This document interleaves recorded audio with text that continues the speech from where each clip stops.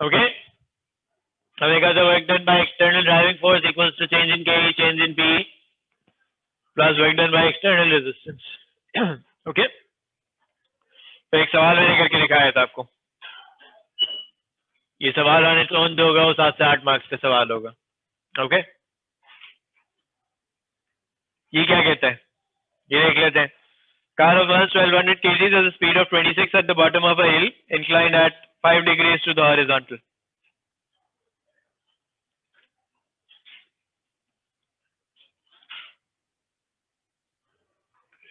Okay.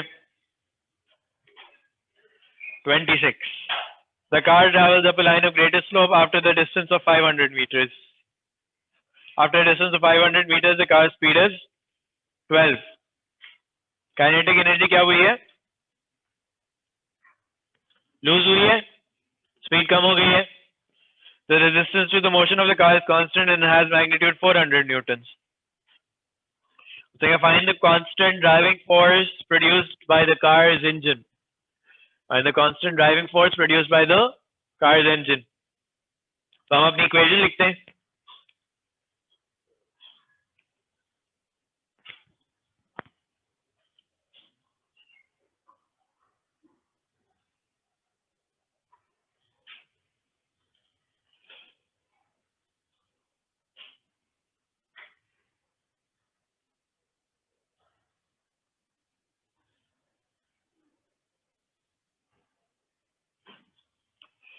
Okay.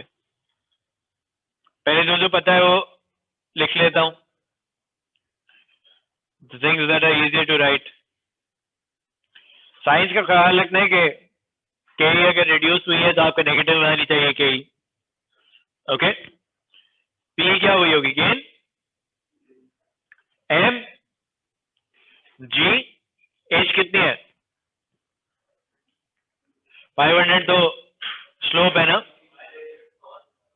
500 sign 5 चाहिए 500 sign 5. मैं भी इसको एग्जैक्टली लिख रहा हूँ. चाहिए work done by resistance. Resistance कितनी है 400. कितना ट्रैवल कर रही है रेजिस्टेंस 500. अच्छा अब सवाल उसने पूछा था find the constant driving force produced by the car's engine. सही है. सो मैं यहाँ पे क्या लिखूंगा मैं यहाँ पे कहूंगा कि फोर्स मल्टीप्लाइड बाय 500 क्योंकि कोई ड्राइविंग फोर्स है उसकी. कितना ट्रैवल कर रही है ड्राइविंग फोर्स 500 ट्रैवल कर रही है. Resistance work done by resistance. Resistance 400 की है. सही है. Again, it's an 8-mark question. Why? Because there are so many components involved. मैं सवाल 2 लाइन्स में ही करूंगा.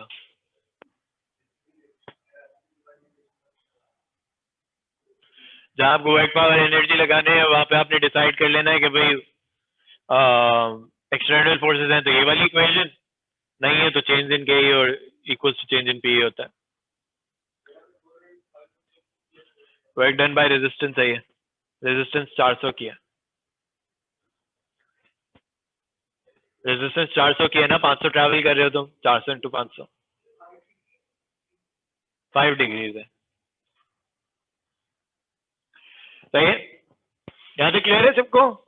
Can someone tell me the answer to this. 807 है शायद. करो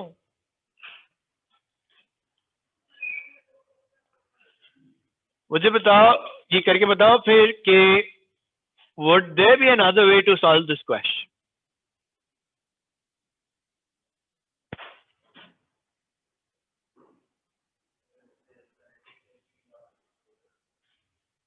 बात नहीं होती तो हो जाता है. क्यों 807 आ रहा है ना. क्या करते फिर उमर. अभी भी नहीं कर सकते क्या इस सवाल में जो है मैं नॉर्मल न्यूटन लॉज और काइनेमैटिक्स लगा के ये सवाल सॉल्व कर सकता हूँ. मैं कर सकता हूँ एक्चुअली. क्यों इस सवाल में कर सकता हूँ because I am telling you that the car's engine is exerting a constant force. यानी there are constant forces acting on this. So the acceleration is therefore constant. How can I calculate the acceleration? U, V and S. V square equals to U square plus 2AS से acceleration आ जाएगी. यहाँ पे F equals to ma लगाओगे, a में acceleration लगा देना, driving force को unknown छोड़ देना, रेजिस्टेंस और ग्रेविटी को माइनस कर देना, तो नेट फोर्स बन जाएगी, and you can find an unknown force. You can do it in this question, but it's not necessary that you'll be able to do it in every question. Why? Because sometimes it's going to tell you that the car's engine is exerting a power. Power क्या होता है? Force into velocity. तो वो force जो होती है ना वो कांस्टेंट नहीं होती. फिर जहां मैं आपको पावर दे दूंगा वहां पे फोर्स जो होगी वो कांस्टेंट नहीं होगी, मैं पावर पाऊंगा क्योंकि इसने बता दिया कि there is a constant driving force. अगर नहीं बताता तो नहीं करता. ये कांस्टेंट से पता चला मुझे कि भाई इसकी एक्सेलरेशन कांस्टेंट आएगी. एक्सेलरेशन कांस्टेंट आएगी तो कांस्टेंट एक्सेलरेशन फॉर्मूले यूज हो जाएंगे. Okay. There are cases where the energy done by a specific force is given. The following example shows how to deal with this type of problem. It cannot be assumed that the force is constant and hence the use of constant acceleration formula is prohibited. ये मैंने आपको बता दिया कि जहाँ constant force की बात करूंगा वहां पे आप ये formula यूज कर सकते हैं, वरना नहीं कर सकते. वर्ड आएगा तुम्हारे पास constant का, अगर constant का वर्ड आया तो यूज करो वरना नहीं करो. सही है. अब इस सवाल में देखो वो तुम्हें क्या बताता है. वो कहता है कि a car of mass 1250 kg travels along a straight horizontal road AB and a straight inclined section BC. The length of BC is 600 meters. The speed of the car at A, B and C is this and this. The work done against the resistance to the motion. अच्छा यहाँ पे एक important बात. Work done against the resistance का मतलब होता है by the resistance. It's just a way of writing it. Against the resistance means by the resistance. Okay? सही. तो आप उसको वर्क डन बाय रेजिस्टेंस के नीचे लिखेंगे. मैं कह रहा हूँ क्वेश्चन में अक्सर अगेंस्ट द रेजिस्टेंस में लिखा हुआ होगा.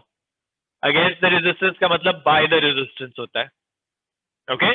आप उसको नॉर्मली पॉजिटिव ही लेंगे जिस तरह लेते हैं फॉर्मूला के अंदर, कोई चेंज नहीं करना. अक्सर लोग क्या करके आते हैं, अगेंस्ट लिखा होता है उसको माइनस लगा के आ जाते हैं, तो क्वेश्चन पूरा गलत हो जाएगा. Okay. It's just how it's expressed. Against the resistance इसलिए लिखा होता है कि उसका एक्सप्रेशन ऐसा है. Work done by the resistance is 525,000 joules. Find the work done by the driving force as the car travels from A to B. तो मैंने कहा कि work done by driving force is equals to change in K, change in P. हाँ तो उस P को 0 कर दूंगा, लेकिन इक्वेशन तो यही स्टैंड करेगी ना, क्योंकि ड्राइविंग फोर्स और रेजिस्टेंस को तो अकोमोडेट करना है. अभी A से B की बात हो रही है सिर्फ वाली. Okay. Half M V square U square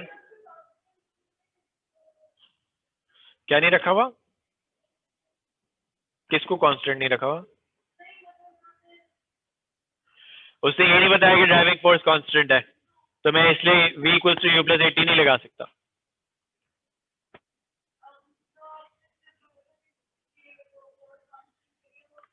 मैंने उसके लिए न्यूटन्स लॉ लगाने के लिए बोला था, वरना वर्क पावर एनर्जी लगेगा. सही है. वर्क पावर एनर्जी किसी भी केस में लग सकता है. न्यूटन्स लॉज वाला जो काइनेमैटिक्स के फॉर्मूलाज है वो सिर्फ कांस्टेंट एक्सेलरेशन के केस में. कांस्टेंट एक्सेलरेशन का मतलब कांस्टेंट ड्राइविंग फोर्स, ये कहीं पे भी लग जाएगा, क्योंकि यहाँ पे वर्क डन को हम अकोमोडेट कर रहे होते हैं. Work can be done by the car's engine and the car's का engine can have variable power, variable force. Okay. Change in P is 0, 1250. नहीं जरूरत, क्योंकि वर्क डन निकालना है, AB की लेंथ नहीं निकालनी. कोई कैलकुलेट करके बता देगा कितना आ रहा है?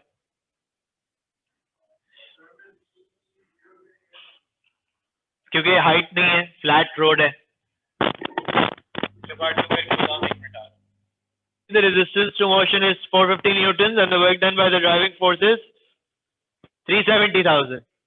Find the height of C above the level of A B, सही है। तो मैं दोबारा से वही लिखता हूं,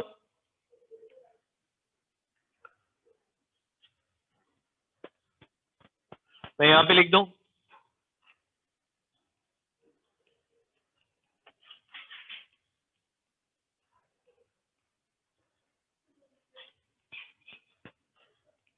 okay, as the car travels from B to C, the resistance to the motion is 450 newtons and the work done by the driving force is 370,000 370,000। के क्या होगा, बढ़ेगा या कम होगा? कम हो जाएगा। क्या बातें कर रहे हो? P पोटेंशियल एनर्जी, mgh, सही है, m पता है, g पता है, h फाइंड करना है, सही है।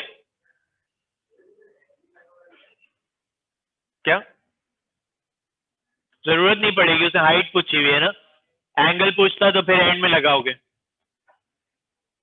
तुमने एंगल निकाल लिया होगा प्रोबेबली, सही है। एक ऐसा पास पेपर में सवाल है जिसमें वो पूछता है कि भाई एंगल ऑफ द प्लेन बता दो, तो करना उसमें भी यही काम है, बस उसमें एंड में एंगल निकाल देना। क्या हुआ हारून? क्या ड्राइविंग फोर्स नहीं है, work done bye driving force दिया हुआ ये 370,000, तो मैंने पूरा का पूरा यहाँ पे लिख दिया। हर क्वेश्चन में थोड़ा थोड़ा चेंज होता है। ये एज की वैल्यू निकाल लो, कितनी आई?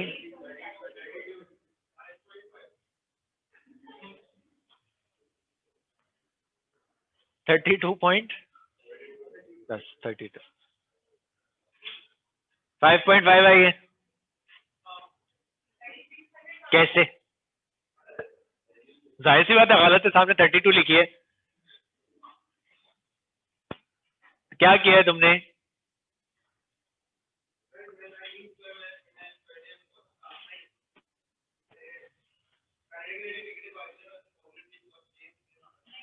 वही तो मैं तुम्हें कह रहा हूँ, इस बात का ख्याल रखना है भाई, तुम अगर स्पीड डिक्रीज कर रहे हो तो क्या ही नेगेटिव होनी चाहिए ना, तो नेगेटिव लो, इसको पॉजिटिव क्यों लिया है?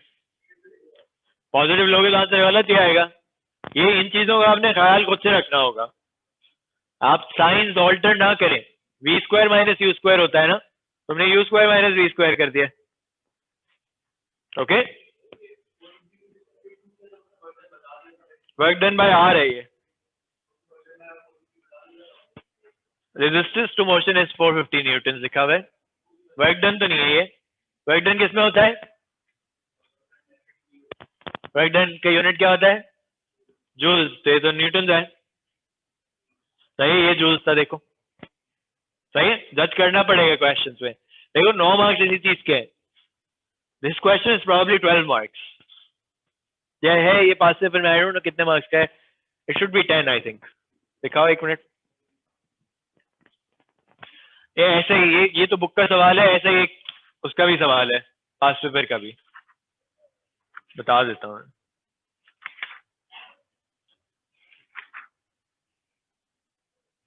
ये है ना एग्जैक्ट जून 7 क्वेश्चन 5 है, 8 मार्क्स का है ये, उसमें एक चीज कम होगी कोई, नहीं यही है, 8 मार्क्स का सवाल है ये, सही है।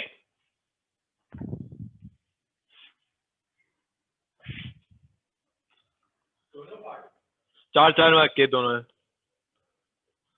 जून 7 क्वेश्चन 5 है, उसके मतलब इट्स रेप्लिका ऑफ दैट, ये बुक से लिया हुआ है। यहाँ पे ये देखो, ये क्या कहता है, examination advice, it is tempting to use the constant acceleration equations in this question. बहुत सारे लोग जाके v equals to u plus 80 u square plus 2as लगा के आ जाते हैं और एक्सेलरेशन निकाल लेते हैं, फिर वो जो है वो फोर्सेस डिराइव कर रहे होते हैं उससे, सही है। However, this would require the assumption that the driving force and the resistance are constant, which is not stated in this question. सिर्फ resistance की बात की हुई है, इसमें constant है, उसमें resistance आपको बताई हुई है 450 न्यूटन है, वो चेंज नहीं हो रही। Only the work done by the resistance and by the driving force are given. This is something to be aware of in this question. Okay? Part 2 और Part 1 में जो difference है वो बता रहा है आपको, Part 1 के इनफैक्ट वो बता रहा है। Okay, ये छोड़ दो, पावर पे आ जाते हैं। पावर क्या होता है? It's the rate of work done. उसका फॉर्मूला क्या होता है? Work done upon time. Work done का क्या फॉर्मूला होता है? F D. So D over T क्या होता है? तो वर्क पावर के दो फॉर्मूलाज होते हैं, पावर के दो फॉर्मूलाज होते हैं, वर्क डन अपॉन टाइम या फिर force into velocity. You will have to use both. Okay, कहीं क्वेश्चन में पहला वाला यूज हो रहा होगा, कहीं दूसरा वाला यूज हो रहा होगा। सही है, लिख लिया? आगे बढ़ू?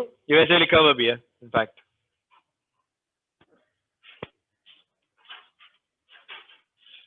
ये पढ़ लो। If the speed is not constant, the value of Fv gives the power at that instant when the speed is v. There is obviously a limit to a power that a car or any other vehicle can produce. When the maximum power is attained, the speed produced is also a maximum. In this case, there is no acceleration possible, and the resultant force is 0. जब maximum speed होती है तो acceleration वैसे भी 0 हो जाती है, हमें काइनेमैटिक्स से भी पता है। वो कह रहा है मैक्सिमम स्पीड कब होगी? जब मैक्सिमम पावर एक्सर्ट कर दी होगी।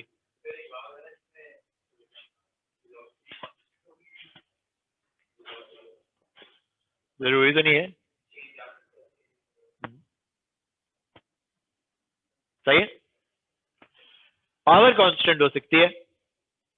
Power is made up of force and velocity, so those two things can keep changing and keep the power in balance. Okay, question दे, अभी तो सिंपल वाला आएगा। car moves a straight horizontal road against a resistance of 750 newtons. The maximum power of the car's engine is, अच्छा power का unit क्या होता है? Watts होता है, सही है। सो ये लिखा हुआ है 12,000 watts. Determine the maximum speed of the car. Okay, maximum power जो है वो 12,000 है। ओके, मैक्सिमम पावर को लिख सकते हैं F V. So F is equals to 12,000 over we.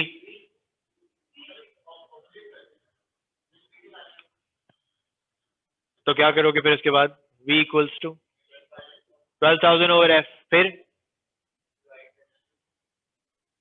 Divide by 750 होगा। वैसे अल्टीमेटली डिवाइड बाय 750 होना है, बट लॉजिक बना उसका पहले। ओके, मैं लॉजिक बना देता हूँ, एक मिनट। अभी उसने क्या कहा था कि जब मैक्सिमम पावर होगी तो एक्सेलरेशन 0 हो जाएगी। तो क्या मैं कह सकता हूँ कि 12,000 over V minus 750 equals to 0 ma।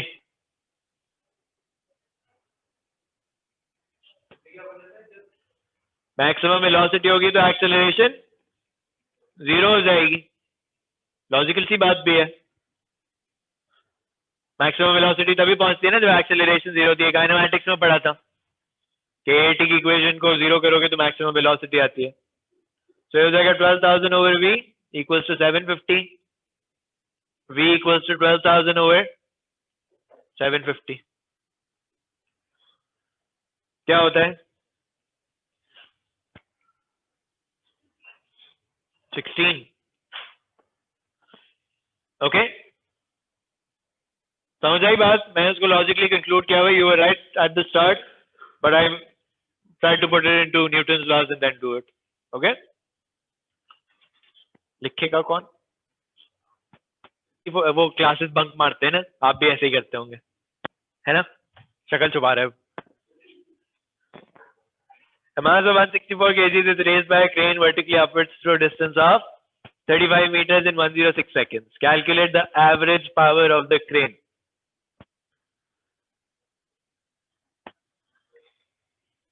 Okay, mass 164 है और distance travel किया 35, टाइम लगा है 106।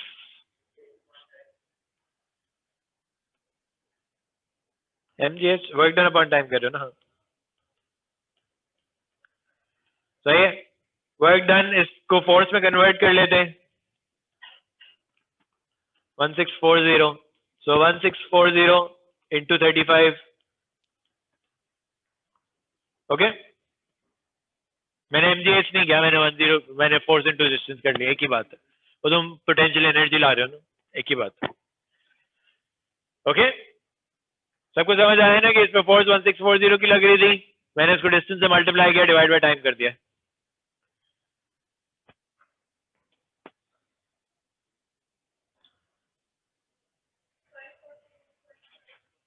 Five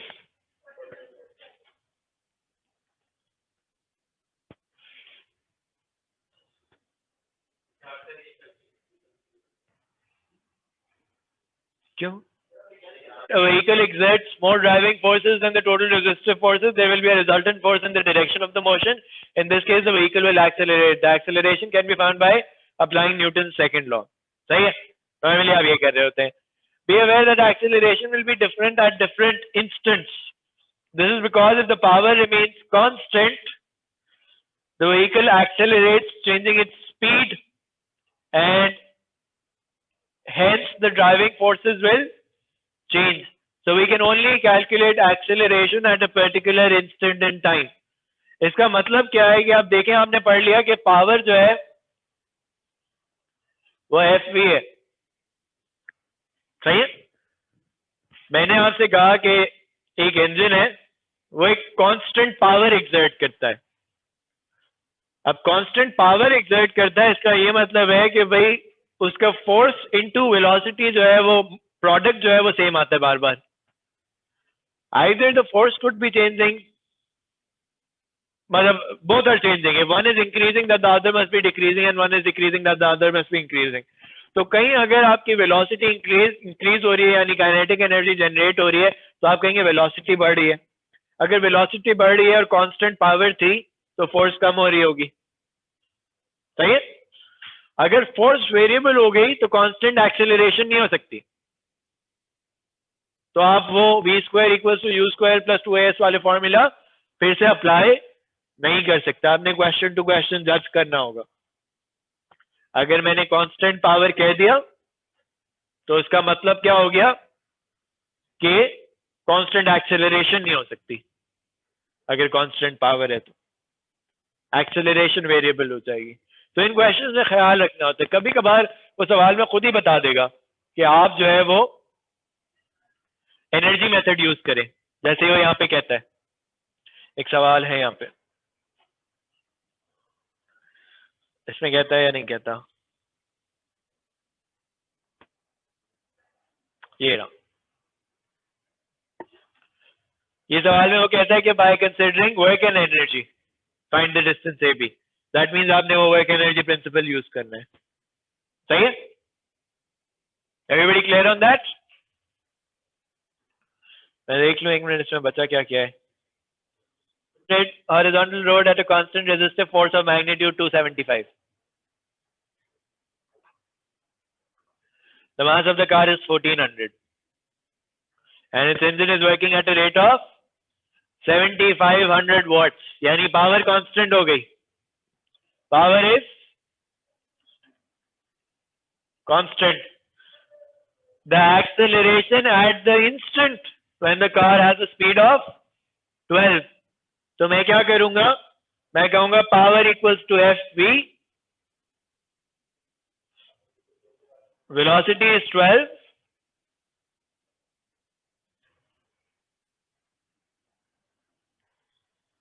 okay? कितनी आ रही है? 7500 डिवाइड बाय 12 कितना होता है? 425, 6 पॉइंट समथिंग, 625, ओके? सही है 625। तो इसकी ड्राइविंग फोर्स जो हो गई at that instant, the driving force at that instant is 625। तो मैं कहूंगा कि अगर एक्सेलरेशन निकालनी है एट दैट इंस्टेंट तो मैं ये यूज कर लूंगा, मैं माइनस कर दी ना मैंने नेट फोर्स निकालने के लिए।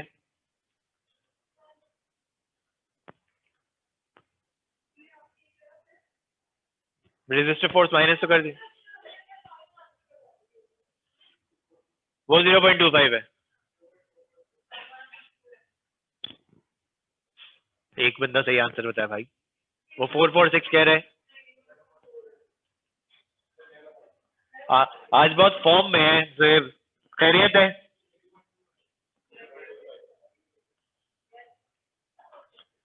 खैरियत है बेटा? ज्यादा पढ़ाई हो रही है ना?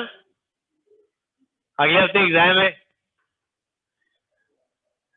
The speed of the car at the instant when it is accelerating at a rate of 0.1 up the line of greatest slope inclined at an angle of 5 degrees to the horizontal. सही है? क्या करूंगा? उसने acceleration बताई हुई है 0.1, force निकालनी पड़ेगी। फोर्स को यहाँ पे फिट करोगे तो स्पीड आ जाएगी, लेकिन पहले फोर्स निकालनी पड़ेगी। अब मैं अगर ये बनाता हूं तो 275 भी नीचे है और इसका वेट भी नीचे आ रहा होगा। कितना आ रहा होगा weight? 14,000 cos 5 sorry sin 5, 14,000 sin 5। Driving force को F कह दूं? सही है? मैं लिखूंगा F minus 275 minus 14,000 sin 5 equals to 1400 A।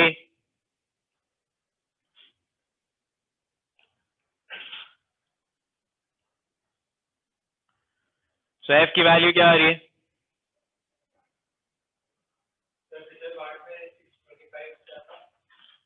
Driving force, engine से मैंने ड्राइविंग फोर्स निकाली थी, इंजन का पावर पता था और स्पीड दी हुई थी एट दैट इंस्टेंट।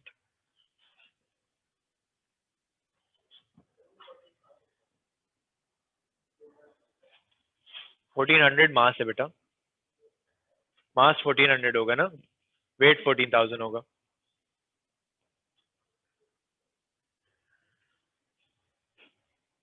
वहां से क्या आ रही है?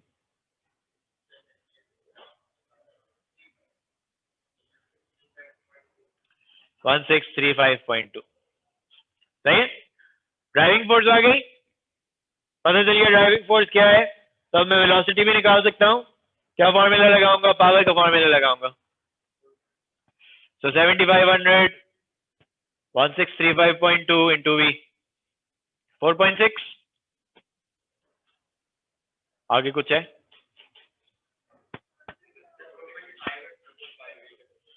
थ्री सिग्निफिकेंट फिगर्स रखा करो ताकि वो एग्जाम में प्रॉब्लम ना। ओके, सबको समझ आया पावर को कैसे यूज करते हैं? सही है? अब कल की क्लास में सारे कॉन्सेप्ट एक साथ जमा होंगे, हम वर्क एनर्जी प्रिंसिपल और पावर को कंबाइन करेंगे and will see what the result is. Let me take attendance and then you can go.